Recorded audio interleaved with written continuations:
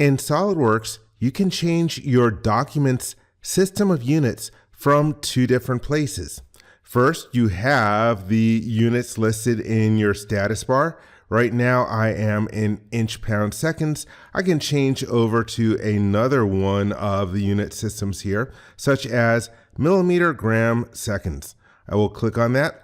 The other place that you can change your system of units is from your options. I will click on the options icon in the ribbon. And then in the dialog box, I will change from system options to document properties. And then about halfway down in the list of categories on the left, we have units.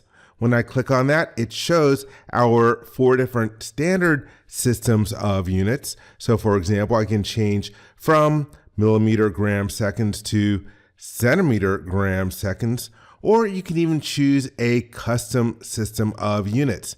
And if you want to change to a less commonly system of units or unit, you can choose it from the drop-down list. So for example, instead of using centimeters or millimeters or inches, I could go to feet or feet and inches.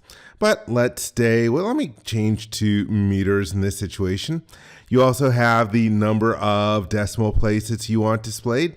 So for example, I can click on this and change to 3 decimal places. We're getting a note that the drafting standard has been changed to ANSI modified. And you can also change your mass unit. So for example, right now I am in grams, but I could mix my units and I could change to pounds for the mass instead.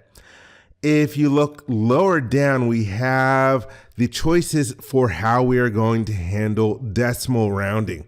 And first off, you have round half away from 0. So let's say that I had a value of 0.15 and I needed to round that. That would go to 0.2. The other one is round half towards 0. If I had a value of 0.15, it would go to 0.1. And then the third choice, round half to even. This is the way you might have learned in schools like the scientific method or the statistician's method. And whether you round up or down depends on the previous digit. If the previous digit is even, you round one way. If it is odd, you round the other way.